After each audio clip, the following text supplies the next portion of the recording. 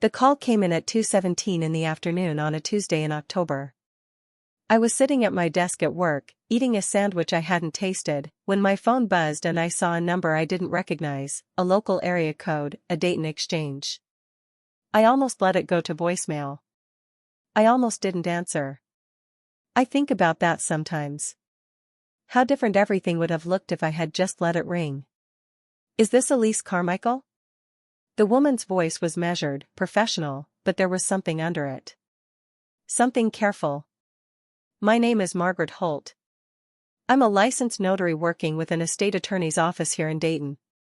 I need to ask you something, and I want you to answer honestly. Did you come into our office this morning to sign a document? I hadn't been anywhere near a notary's office that morning. I'd been at my desk since 7:45. I told her that. The silence on the other end lasted exactly 3 seconds. Then she said, I thought so. Don't do anything yet. Don't call anyone. Just come to our office as soon as you can. She gave me the address, thanked me, and hung up before I could ask a single question. I sat there with the phone in my hand for a full minute before I understood what she was telling me. Someone had pretended to be me. Someone had walked into that office, used my name, and signed something. And I already knew, with the certainty that settles in your stomach before your brain has caught up, exactly who it was. If this story already has your heart racing, because you know this feeling, the moment you realize your own family has turned against you in a way you couldn't have imagined, please take a second to hit the like button and subscribe. Drop a comment and tell me where in the world you're watching from. It means more than you know. Now let me take you back to the beginning, because what happened in that notary's office is only the end of a very long story. My grandmother's name was Eleanor Carmichael. She was 84 years old, 4'11", and she had the kind of stubbornness that people in our family called a personality, and I called the best thing about her. She had lived in the same house on Brixton Avenue in Dayton, Ohio for 51 years. She had raised 3 children in it, buried a husband from it, and grown tomatoes in the backyard for longer than I had been alive. The house was her. Take away that address and you took away the woman. I am 34 years old. I am a hospital administrative coordinator at Miami Valley Medical Center, which means I manage scheduling, insurance coordination, and patient flow logistics for 3 floors of a large hospital. It is not glamorous work. It does not impress people at parties. But it pays $52,000 a year. It requires precision and composure under pressure, and those 2 things, precision and composure, turned out to matter a great deal before this was over. My sister Vanessa is 39. She is 5 years older than me, lives in a townhouse in Columbus, works in pharmaceutical sales, drives a leased Audi, and has been the center of our parents' universe since approximately 1987. I don't say that with bitterness, at least not the kind I can't account for. I say it because it is simply and plainly true, the way the weather is true. You don't argue with it. You just dress accordingly. Our parents, Robert and Patricia Carmichael, were not cruel people in the obvious way. They didn't yell. They didn't make scenes. They were the kind of parents who expressed favoritism through 1,000 small choices that individually meant nothing and collectively meant everything. Vanessa's college fund was 3 times the size of mine. Vanessa's wedding got a $15,000 contribution from my parents. My wedding, 4 years later, got a card and a set of towels. When Vanessa lost her job in 2019, my parents paid her mortgage for 6 months without a second thought. When I had a gap in income after switching hospitals in 2020, my father told me I needed to learn to plan better. I didn't spend much time cataloging these things. What was the point? You can spend your whole life keeping score against people who never agreed to play the game by the same rules as you. What I did instead was pour that energy into the one relationship in my family that gave it back to me in equal measure. My grandmother. Eleanor Carmichael liked me best. I knew it. Vanessa knew it. My parents knew it and filed it under things we don't discuss. Grandma Eleanor didn't love Vanessa less, to be clear. She wasn't unkind. But she and I had something that didn't need explaining. We sat together easily. We liked the same movies, the old ones with Katharine Hepburn and Gregory Peck. We both preferred coffee to tea, both hated small talk, both thought a meal wasn't a meal without bread on the table. When I was 17 and going through something I couldn't name, it was Grandma Eleanor I drove to, not my mother. She made soup, didn't ask questions, and let me sit with her until the weight of it got smaller. That's the kind of woman she was.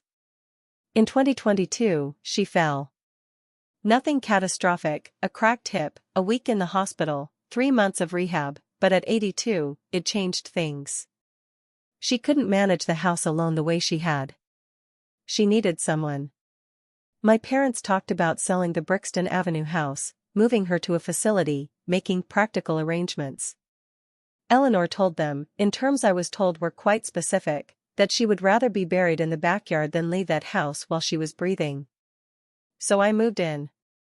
Not entirely, I kept my apartment, but 3 days a week, sometimes 4, I was there. I cooked. I drove her to appointments. I managed her medications, coordinated with her home health aide on the days I wasn't there, talked to her doctors, handled her insurance claims. For 2 years I did this. Not because anyone asked me to. Not because it was convenient. Because she was my grandmother and she needed me, and I am not the kind of person who files that under "not my problem." Vanessa visited 4 times in 2 years. I counted because I was the one who had to hear about it afterward from Eleanor, who never complained directly but would say things like, "Vanessa is so busy," in a voice that meant something else entirely.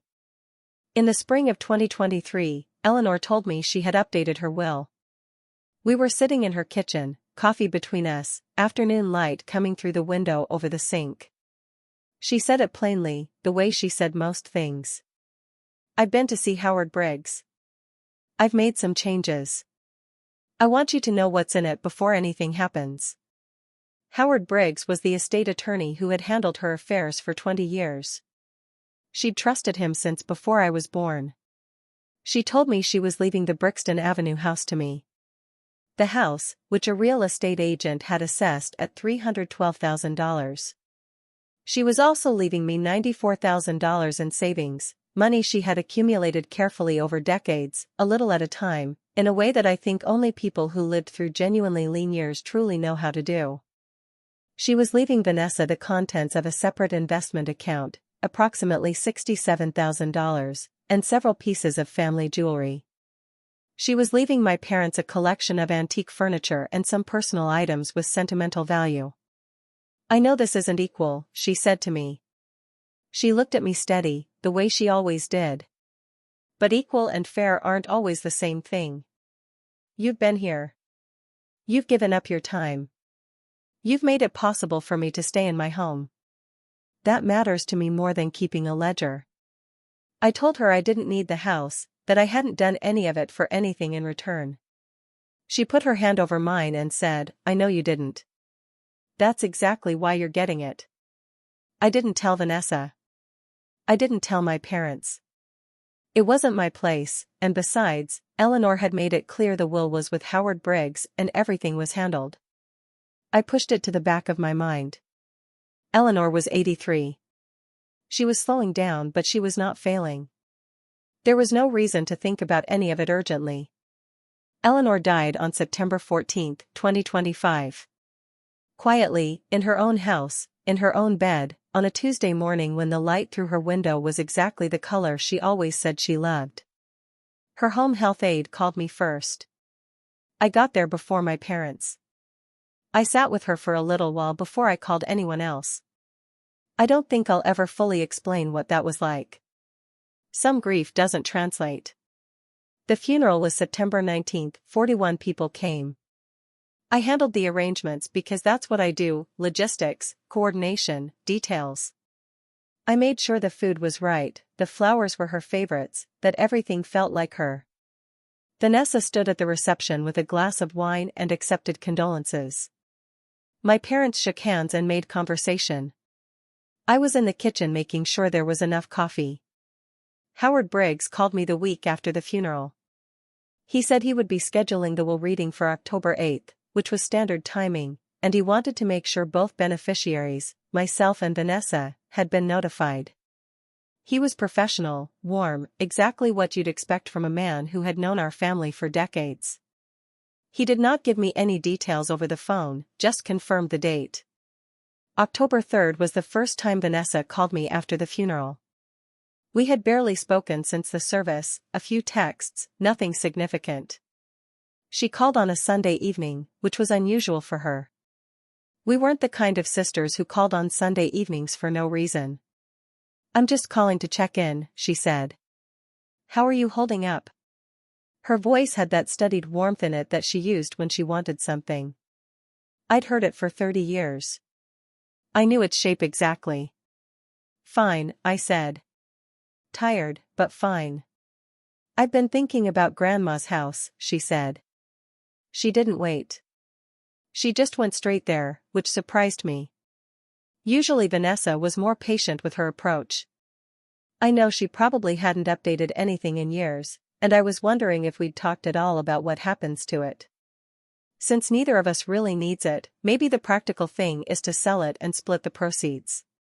Whatever the will says, estates can be restructured if both parties agree. She said all of this casually. Like she was proposing we share a taxi. "Let's wait for the reading," I said. "Howard has everything sorted." A short pause. "Of course," she said. "Just thinking out loud." We hung up shortly after. I sat with my phone in my hand and thought about the way she'd said whatever the will says, like she already knew what it said and was trying to get ahead of it. I didn't hear from her again until October 7th, the day before the reading. She texted me at 9 in the evening. "Still planning to be there tomorrow?" I told her yes. She sent a thumbs up emoji and nothing else. The next morning, October 8th, I woke up early, got dressed, and was about to leave my apartment when my phone rang. Margaret Holt, licensed notary. And the question that made my blood go cold. "Did you come into our office this morning to sign a document?" I drove to the address she gave me. The office was on Mallory Street, a 10-minute drive from the hospital. It shared a building with 2 other small professional offices, a tax preparer and insurance agent. Nothing remarkable about it from the outside. Margaret Holt met me at the door herself.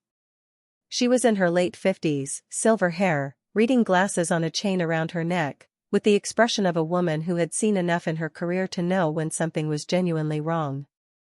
She shook my hand, brought me into a small conference room, and set a folder on the table. "Before I show you anything," she said, "I need to confirm your identity." She asked for my driver's license, my social security number, 2 forms of documentation. I handed over everything she asked for. She compared them carefully, made copies, then sat down across from me. "A woman came in this morning at 9:45, she said. She presented identification in your name. She was here to have a document notarized, an amendment to an existing will. The document was a codicil." She slid a copy across the table to me. "It redirected the primary real property bequest in Eleanor Carmichael's estate from your name to Vanessa Carmichael's. It required your witnessed signature as a consenting co-beneficiary." I looked at the document. At the bottom, in a handwriting that was trying to be mine and wasn't, was a signature. Elise M. Carmichael. The M was wrong. I don't use my middle initial. I never have. And the loops in the L were closed the wrong way. I'd know my own signature in my sleep. "That's not my signature," I said. "I know," Margaret said. She folded her hands on the table. "I notarized a document for Eleanor Carmichael 14 months ago. She came in with her attorney, Howard Briggs, to notarize the original will." "You were with her." She paused. "I remember your signature from that day. When I saw this one this morning, something didn't sit right. The woman presenting as you was the right age, had identification, but the signature was off in a way I couldn't ignore." She looked at me directly. I told her the document needed additional verification and that I would follow up. She left. Margaret tapped the folder. "Then I called you." I sat with that for a moment. The original will, the real one, the one Eleanor and I had sat with Howard Briggs to finalize, had been signed by me as a witness to Eleanor's signature. Which meant my name was in the system. Which meant Vanessa knew she needed my signature to make any amendment look legitimate. Which meant she had found out what was in the will, decided she didn't like it, and walked into a notary's office that morning impersonating me. What happens now? I asked. That depends on what you want to do, Margaret said. I can report this to the county clerk's office and flag the attempted filing as fraudulent. Or you can take this to law enforcement directly. Or both. She paused. But I'd suggest you also contact Howard Briggs before the will reading this afternoon. He needs to know someone attempted to file a codicil this morning. I called Howard from the parking lot. He was in his office, already preparing for the 2 o'clock reading. When I told him what Margaret had just shown me, there was a silence on his end that lasted long enough that I checked to see if the call had dropped. Then he said, "Elise, don't go anywhere. Come straight to my office. Do not call your sister. Do not tell your parents. Come directly here." I drove to Howard Briggs's office on 5th Street with my hand steady on the wheel and something burning in the center of my chest that wasn't quite anger yet. It was closer to clarity. The specific, cold clarity that arrives when something you have suspected becomes something you know for certain. My sister had found out she wasn't getting the house. She had tried to rewrite the story before anyone could read it. And she had almost done it. 14 months of being Eleanor's caregiver, 2 years of Tuesday mornings and Saturday afternoons and medication charts and doctor's appointments, almost erased by a woman who hadn't been there for any of it, with a pen in her hand and my name on her lips. Almost. Howard Briggs sat me down across from his desk and listened to everything I had to tell him. He was 67, had handled more estate cases than he could count, and had a face trained to stay neutral under pressure. But when I finished, he leaned back in his chair and said, quietly, "This is serious, Elise. What your sister attempted this morning is document fraud. It's a felony in Ohio." He pulled out Eleanor's original will, the real one, filed and sealed and witnessed properly. "This document is valid, uncontested, and properly executed. Whatever Vanessa thought she was doing this morning, it didn't work. The original will stands." He paused. "But we should call the police before the reading." I thought about that. About calling the police before the 2 o'clock. About Vanessa arriving at Howard's office not knowing that Margaret had called me, not knowing that I had spent the morning in that conference room on Mallory Street, not knowing that the document she'd walked in to file was sitting in Howard's hands right now. I thought about my parents, who would be there too. About the way this whole thing would unfold in that small office if I let it play out exactly as it was going to play out. "Can we wait until 2? I asked. Howard looked at me over his glasses. "You want to let the reading happen first?" "I want her to sit down in that chair," I said, thinking everything went the way she planned. "And then I want to watch her find out it didn't." Howard was quiet for a moment. Then he picked up his phone. "I'll call the detective's office and ask them to be available this afternoon. We'll proceed with the reading as scheduled." He looked at me. "Are you sure you're ready for this?" I thought about Eleanor's kitchen. About coffee going cold while she told me what she was leaving me and why. About the word she had used, fair. Not equal. Fair. I thought about a woman walking into a notary's office with my name in her mouth. "I've been ready for 2 years," I said. Howard Briggs's conference room was not a large space. A rectangular table, 6 chairs, a window that looked out onto 5th Street, a credenza along one wall with a coffee maker that had probably been there since the 90s. I had been in this room once before, 14 months ago, sitting beside Eleanor while Howard walked her through the language of the will line by line, making sure she understood every word before she signed. She had asked questions. Good ones. She was like that, she never signed anything she hadn't read completely. I thought about that while I sat there waiting. About how carefully she had built the thing Vanessa was trying to tear down. Howard had called Detective Aaron Salas at the Dayton Police Department Financial Crimes Unit. Salas said he'd have 2 officers available nearby and would come himself once Howard gave him the signal. The plan was simple: proceed with the reading as normal, let the will speak for itself, and then, when the moment was right, Howard would lay the fraudulent codicil on the table. I had Margaret Holt's copies, her written statement, the side-by-side comparison of my actual signature against the forged one. It was all in a manila folder that Howard set on the credenza and did not mention. My parents arrived first. My father, Robert, in the gray sport coat he wore to anything he considered official. My mother, Patricia, with her reading glasses already on, which meant she was anticipating documents. They hugged me at the door. My mother asked how I was sleeping. My father said Eleanor would have hated all the fuss. They did not ask me anything about the will, which told me Vanessa had already spoken to them. They knew something. They just didn't know how much I knew. Vanessa came in at 1:58, 2 minutes before the hour. She was dressed well, she always was, that was one of her consistencies, in a dark blazer and tailored trousers, her hair done, her expression the composed one she used in professional settings. She hugged my parents, nodded at Howard, then looked at me. Her eyes did a quick sweep of my face, looking for something. Whatever she was searching for, she apparently didn't find it, because her shoulders dropped a fraction and she pulled out the chair across from mine and sat down. She thought it had worked. I could see it in the way she settled into the chair, the way she set her bag down with the unhurried movement of someone who believes the outcome is already decided. She had walked into that notary's office at 9:45 that morning, signed my name, walked back out, and was now sitting in a leather chair in an estate attorney's conference room convinced that she had rewritten my grandmother's final wishes before anyone could stop her. She had spent the morning believing herself to be the kind of person who could do that and get away with it. The composure on her face was the composure of someone who thought they had already won. I looked at the manila folder on the credenza. I looked back at my sister. I kept my face exactly neutral. Howard began at 2 o'clock precisely.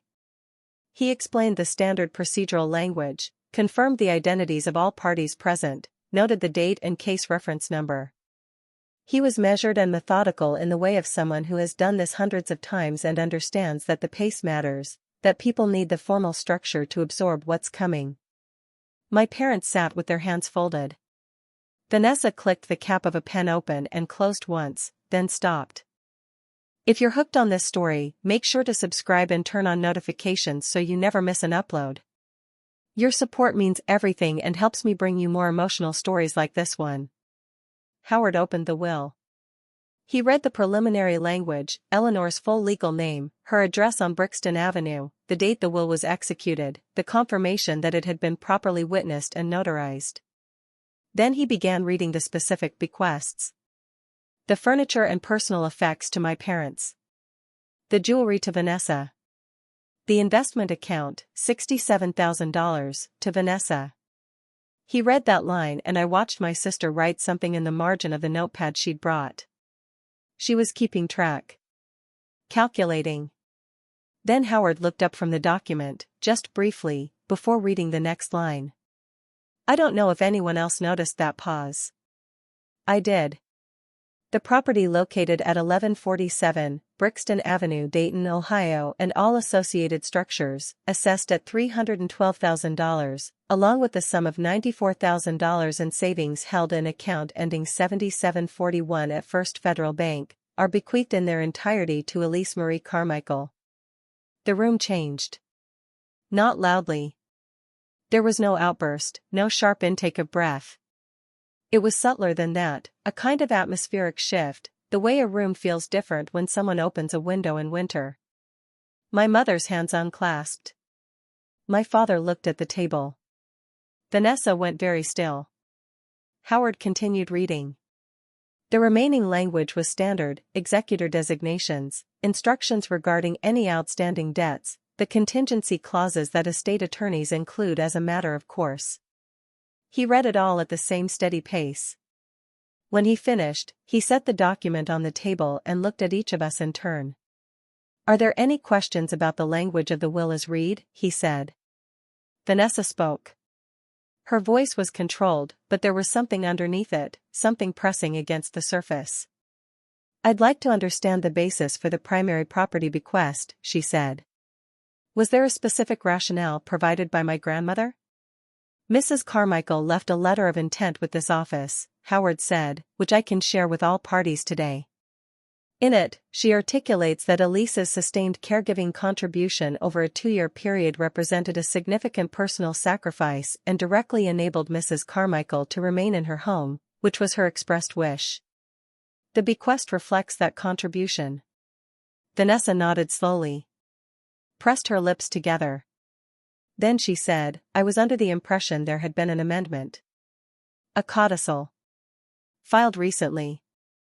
There it was. She said it without looking at me. Said it to Howard, cleanly, like a procedural question. Like she was simply clarifying a matter of record. Like she hadn't spent the morning of October 8th walking into a notary's office and signing my name to a document she had no right to touch. Howard reached to the credenza. He picked up the manila folder. He set it on the table between us. "There was an attempt to file a codicil this morning," he said. "At a notary's office on Mallory Street. The document purported to redirect the Brixton Avenue property bequest from Elise to you, with Elisa's signature appearing as a consenting co-beneficiary." He opened the folder. The notary, Margaret Holt, had previously witnessed Elisa's signature on the original will 14 months ago. She found the signature on the codicil inconsistent with her records and contacted Elise directly before completing the notarization. He laid the 2 signatures side by side on the table. My real signature, from the original will. The forged one, from the attempted codicil. Anyone could see they were different. Anyone looking closely could see that whoever had tried to replicate my handwriting had gotten the M right and almost everything else wrong. The codicil was never completed. It was never filed. It has no legal standing. My father said, "What does this mean?" Howard looked at him. "It means someone attempted to forge Elisa's signature on a legal document this morning in order to alter the terms of Eleanor Carmichael's estate." He paused. "That is document fraud. It is a felony under Ohio law." Vanessa's pen had stopped moving. She was looking at the 2 signatures on the table with the expression of someone watching something collapse in slow motion and calculating whether there is any angle from which it still looks like it's standing. There wasn't. I had been quiet through all of this. I had sat in my chair with my hands flat on the table and let Howard do what Howard did. Now I looked at my sister. She felt it and looked back at me. I didn't say anything for a moment. Let the silence sit there between us, heavy and specific. "The notary remembered me," I said. "From when I came in with Grandma. 14 months ago." I kept my voice even. "She knew my signature." I paused. "You didn't know that?" Vanessa said nothing. "You didn't know she'd remember," I said. "You thought you had the right office, the right form, and enough of my handwriting from old documents to make it hold. You didn't account for the fact that some people pay attention." My mother said, "Vanessa." Just her name. One word. The way parents say a name when they need their child to tell them it isn't true. Vanessa looked at our mother. Something crossed her face, not remorse exactly, not yet. More like the expression of someone recalculating a problem they thought they'd already solved. "I found out about the will 2 weeks ago," she said. Her voice was quieter now but still even. "A friend of a friend who works at the county clerk's office mentioned that a property on Brixton Avenue had estate documentation recently filed. I looked into it." She stopped. Started again. "Grandma spent 50 years in that house. It should stay in the family. It should stay with us, not just with," she stopped herself, "but not in time." "Not just with me," I said. She didn't correct it. "I was there," I said. "For 2 years, Vanessa. I drove her to her cardiologist appointments. I managed her prescriptions.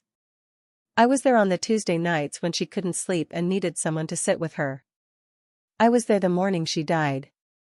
I heard my father make a sound but I didn't look at him. You visited 4 times in 2 years. I counted. Because I was the one there when she said she wished you came more. I let that land before I continued. Grandma knew what she was doing. She wasn't confused. She wasn't pressured. She sat in Howard's office with full mental clarity and she told him exactly what she wanted and why. You didn't like what she decided. So you tried to erase it. I reached into the folder and laid the copy of the forged codicil flat on the table in front of her. With my name. The room was completely silent. My father was staring at the surface of the table. My mother had both hands pressed to her mouth. Howard sat with his hands folded, professionally still. Vanessa looked at the document. At the signature that wasn't mine. At the thing she had walked into a notary's office and done at 9:45 that morning, now laid out on a conference room table in front of her parents and her sister and the attorney who had known their grandmother for 20 years. She said, I just wanted what was fair. I almost said something. Then I didn't. Because there was nothing I could add to that sentence that would make it worse than it had already made itself. She had just described walking into a notary's office, signing my name to a legal document, and attempting to redirect a $312,000 property bequest, and called it fair. In front of witnesses. Howard was writing on his legal pad. I watched his pen move. Howard set his pen down. Given the nature of what occurred this morning, I've been in contact with the Dayton Police Department. A detective from the Financial Crimes Unit is aware of this matter and is available to take statements today. He looked at Vanessa with something that had no warmth in it at all. I would strongly advise you to speak with an attorney before saying anything further. Vanessa looked at him. Looked at me. For just a moment, the composure she'd carried in through the door and maintained through the reading and held together even through the moment Howard laid the signatures on the table, for just one moment, it cracked. Not completely. Not into something dramatic. Just a hairline fracture, the kind that shows the real material underneath. She looked younger suddenly. And frightened. She said, I didn't think it would get this far. That sentence told me everything about how she had understood this situation going in. She had thought it was a transaction. A document, a signature, a filing. Something administrative that could be reversed or explained if challenged. She had not thought about Margaret Holt's memory. She had not thought about the fact that Howard Briggs had a copy of my original signature. She had not thought about what the word forgery meant on paper, in a detective's file, in an official record. She had thought she was cutting a corner and she had not understood that some corners are walls. Howard called Detective Salas at 2:47. He came within 20 minutes, with one other officer. He was a compact, professional man with a calm face and a recorder he set on the table before asking anyone to say anything. He took statements from Howard first, then from Margaret Holt by phone. He collected the original documents. He asked Vanessa, with her parents sitting on either side of her, whether she wished to make a statement. She said nothing. He told her she was free to go for now but that charges were being referred to the county prosecutor's office and she would be contacted within 10 business days. My parents walked out without saying anything to me. My father paused at the door for a moment, his hand on the frame. He looked back at me across the conference room. He had the expression of a man who had just watched something break that he didn't know was fragile. He didn't have a word for me. He just left. Vanessa was last. She picked up her bag. She had not cried. She looked at me from the doorway of Howard's conference room and I waited to see what she would say. We had 34 years of history between us, she and I, 34 years of being in the same family, sitting at the same holiday tables, sharing the same grandparents. She looked at me and said, "You could have talked to me first." "I found out at 2:15 this morning," I said. "When a notary called me from your route." She left. I sat in that conference room for a long time after everyone was gone. Howard brought me coffee. The old coffee maker on the credenza actually worked, which surprised me, and sat with me for a few minutes without pushing me to talk. He told me the will would proceed to probate as written. The house was mine. The savings were mine. Eleanor's intentions were legally intact. He said this in the same measured tone he used for everything, and I was grateful for it. Grateful that someone in that room had stayed level. I drove home in the early evening, the October light going gold across the highway. I called my best friend Claire from the car and told her what had happened in the order it happened. She listened without interrupting, which is one of the things I love most about her. When I finished, she said, "She signed your name on a legal document in a notary's office." Like she needed to say it out loud to believe it.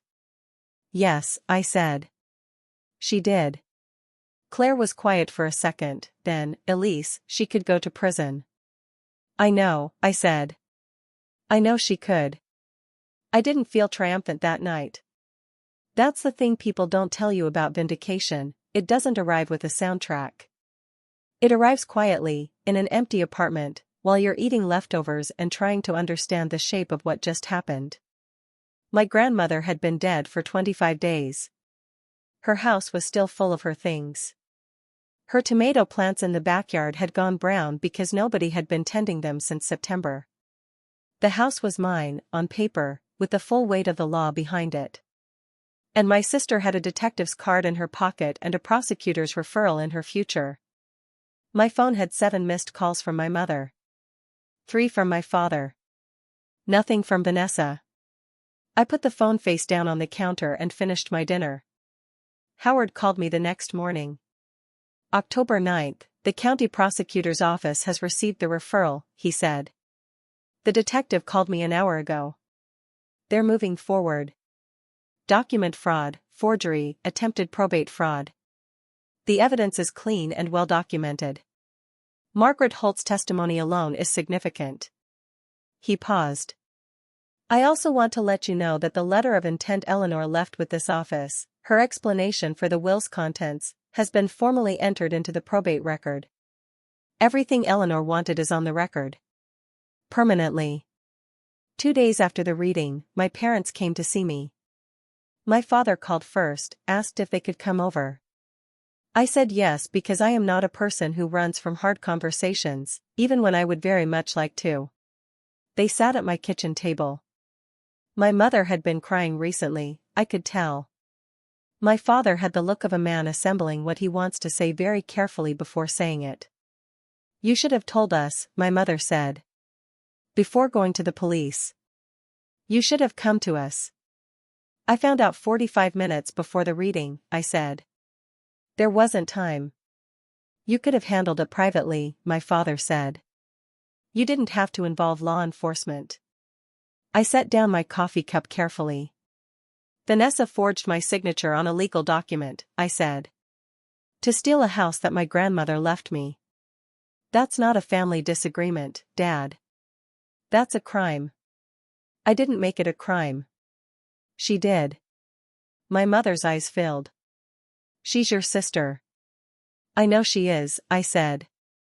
"I also know exactly what she did and why. She didn't get what she wanted from Grandma's will, so she walked into a notary's office and signed my name. She was going to let me lose that house and never say a word about it." I paused. "You're asking me to protect her from the consequences of something she chose to do." "I'm not going to do that." My father started to say something. I held up a hand, not aggressively, just clearly.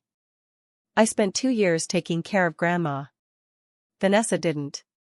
Grandma made a decision based on what was real, not what was comfortable. Vanessa didn't like that decision, so she tried to erase it. And the only reason she didn't succeed is because a notary on Mallory Street remembered my handwriting from 14 months ago." I looked at both of them. "That's what you're asking me to smooth over." "I won't." They left without the resolution they'd come for. That night, my mother sent me a text. It said, "I know she was wrong. I just didn't think it would end like this." I read it twice, then set the phone down. I understood what she meant. I just didn't know how to explain that ending like this wasn't something I had chosen. It was something Vanessa had chosen when she picked up a pen. The prosecutor's office contacted Vanessa on October 17. She retained a criminal defense attorney the same day. Howard told me through proper channels that she was unlikely to see jail time given no prior record, but that she was looking at formal charges, a likely plea agreement, probation, and a permanent criminal record. He also told me, quietly, that her attorney had reached out to ask whether I would consider a civil settlement in lieu of full prosecution. I told Howard to tell them I wasn't interested in a settlement. That wasn't about money. It was never about money. It was about the fact that Eleanor Carmichael sat in a notary's office and said exactly what she wanted, and someone tried to make that mean nothing. The probate process moved forward through October and into November. Howard managed it efficiently, the way he managed everything. I began the process of transferring the deed on the Brixton Avenue house into my name. I walked through it on a Saturday in late October, just me, with a thermos of coffee. The tomato plants were still dead in the backyard. I stood at the kitchen window, the one Eleanor had looked through every morning of her adult life, and let the quiet of it settle. I called a gardener about the backyard that same afternoon. November came in gray and cold, the way it does in Dayton, and I spent most of my weekends at the house on Brixton Avenue. Not renovating, not transforming, just tending. I cleaned out Eleanor's closet slowly, the way the task deserved. I kept her gardening journals, her recipe cards and her handwriting, the framed photograph from her and my grandfather's honeymoon in 1964 that had hung in the same spot in the hallway since before my mother was born. I gave things away thoughtfully, to people who had known her, people who would understand what they were receiving. One of her neighbors, a woman named June who had lived next door for 30 years, cried when I brought over Eleanor's good mixing bowls. She taught me to make pie crust in those, June said. I told her to keep them. That felt right. I did not move into the house immediately. I kept my apartment through the end of my lease, used the Brixton Avenue house on weekends, let myself get used to the idea of it gradually. Some things you don't rush into, not because you're afraid of them, but because they deserve the time. A 51-year-old house with a woman's whole life folded into its walls deserves more than a moving truck and a weekend. In early November, Howard called to tell me that Vanessa had formally accepted a plea agreement. Document forgery, 1 count. 18 months of supervised probation. A $4,000 fine. Mandatory completion of a financial ethics course, which sounds almost absurd until you consider that without it there would have been nothing marking the official record of what she had done. Her name was now in a courthouse file in Montgomery County. Permanently. Howard told me with his characteristic neutrality. I thanked him, hung up, and sat for a moment with the fact that it was over in the legal sense. The machinery had done what it does when you give it the truth and the documentation to work with. I thought about Vanessa that evening. Not with rage, that had burned out somewhere in October, somewhere in the space between the notary's phone call and the conference room. What I felt was something more complicated and harder to name. Grief, maybe. The specific grief that comes not from losing someone to death but from losing the version of them you had always hoped existed. I had never been close to Vanessa. We were too different, always had been, and the family structure we grew up in had made closeness nearly impossible anyway. But I had always, somewhere underneath everything, hoped that what we had was at least honest. That whatever distances existed between us were just distances, not concealment, not calculation. The morning of October 8 had clarified that for me permanently. She had looked at Eleanor's will and seen an obstacle. She had looked at my life and seen something she could move around. I had been, to her, a name to forge. That knowledge doesn't disappear. You carry it differently over time, but it doesn't disappear. My parents and I came to a careful, imperfect understanding over the following weeks. They had not known what Vanessa was planning. I believed that and believe it still. But their first response, when they found out, had been to ask me to protect her from it.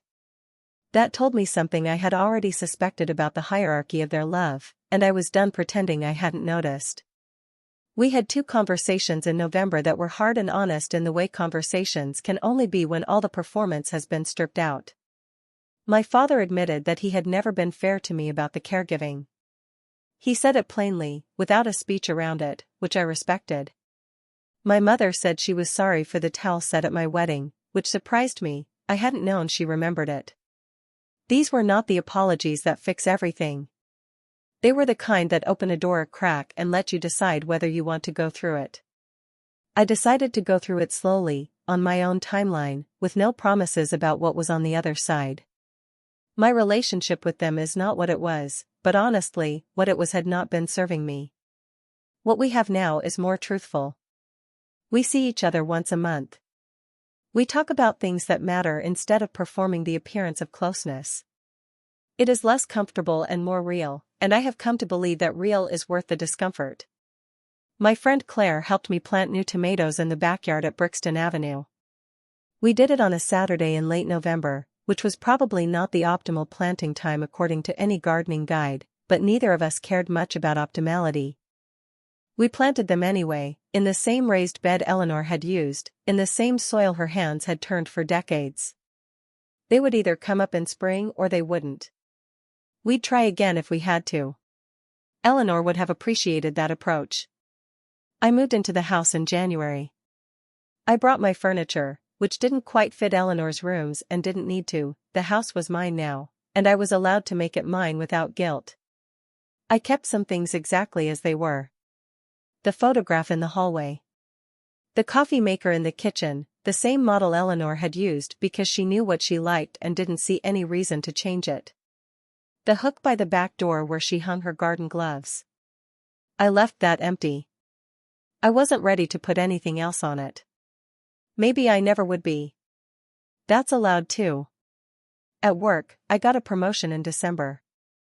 Associate Director of Patient Services, a title that came with a $9,000 salary increase and a small office with a window. My supervisor told me the decision had been straightforward. My performance metrics over the previous 2 years had been consistently strong. My composure under pressure was something the department relied on, and there was no serious internal competition for the role. She said it like it was simple. Maybe it was simple. 2 years of doing the work carefully, without drama or complaint, had made it simple. I thought about that. About how much of what matters in a life is not the dramatic moments but the accumulated weight of the ordinary ones. I had dinner with Howard Briggs in February, which surprised me. He had been Eleanor's attorney, not mine, and I hadn't expected that relationship to continue. But he called, said Eleanor had spoken of me often, and asked if I'd like to have a meal sometime. We went to a quiet Italian place downtown and talked for 2 hours about Eleanor, about estate law, about what it means to try to take something from someone and discover the ground underneath you is not as solid as you thought. He told me that in 32 years of practice, he had seen attempts to contest or manipulate wills more times than he could count. He said what distinguished the ones that failed was documentation. Your grandmother was meticulous, he told me. She came in, she signed, she explained her reasons, she left a letter of intent. She didn't assume the truth would protect itself. She made sure it was protected. He looked at me across the table. You come by that honestly. I thought about what he said for a long time after dinner. Eleanor had known, I think, that the will might be contested. She had known Vanessa well enough to understand that a decision she didn't like was a decision she might try to undo. So she had been careful. She had documented. She had told Howard exactly what she wanted and why, in writing, on the record. She had given the truth somewhere solid to stand. I hadn't known she was doing that for me specifically. But she was. That was the last gift she gave me, and it arrived exactly when it needed to. I want to tell you something about the house, because it matters and I haven't quite found the right words for it yet. Living in Brixton Avenue is not the same as visiting it. When you visit someone else's home, you exist inside their rhythms, their sounds, their light, their sense of what a day looks like. When you live somewhere, you make your own rhythms and the house adjusts to them, slowly, the way houses do. I have learned which floorboard in the hallway creaks and where the afternoon light comes through the kitchen window and exactly how long the old boiler takes to warm the upstairs rooms in January. These are small things. They are also the texture of belonging somewhere. I had rented my whole adult life, always living inside someone else's architecture. The house on Brixton Avenue is the first place I have ever lived that is mine in the full sense of the word. Mine to keep. Mine to change. Mine to stand in at 7 in the morning with coffee, looking out at the backyard where the tomato plants are just beginning to show green at the edges of the raised bed in March, and know that this is not temporary. Vanessa and I have not spoken since the afternoon she walked out of Howard's conference room. She called once, in December, and left a voicemail that I listened to twice and did not return. She said she was sorry. She said she had been desperate and frightened and had convinced herself that what she was doing could be undone if it didn't work. She said she knew that wasn't enough. She was right that it wasn't enough. I don't say that with cruelty. I say it because it is true, and one of the things I have learned from all of this is that the truth doesn't need softening. It just needs to be said clearly and allowed to be what it is. I miss my grandmother every day. That is the part nobody wants to sit with, the part where the vindication doesn't fill the space left by the loss. The house is mine, the will stood, Vanessa has a probation officer and a criminal record, and Eleanor is still gone. Those two things coexist. The justice and the grief, sitting right next to each other at the kitchen table. I have stopped expecting one to cancel out the other. What I know now, that I could not have articulated before October 8th, is this: the truth does not protect itself. You have to do that. You have to document it, record it, witness it, find the people who will remember your handwriting. You have to be the kind of person who pays attention to what is real and holds on to it, even when the people around you are trying to tell a different story. Eleanor knew that. She built it into the foundation of what she left behind. I am trying to learn it from her example. I am 34 years old. I live in a house on Brixton Avenue in Dayton, Ohio, where the tomato plants are coming up in the backyard.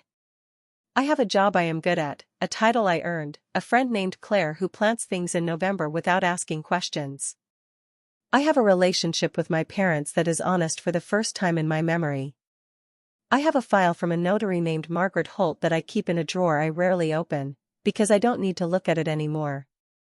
I know what it says. I know what it means. I know that a woman with a good memory and a steady sense of what looked right saved me from losing the most important thing my grandmother had to give. Not the house. Not the savings. The proof that she had seen me. That she had known, in the end, exactly who had shown up. That is what I have. That is what I kept. And nobody can take that back. Thank you so much for watching until the end. If you loved this story, check out the other videos on your screen now. I think you'll really enjoy them. And don't forget to subscribe if you haven't already. See you in the next story.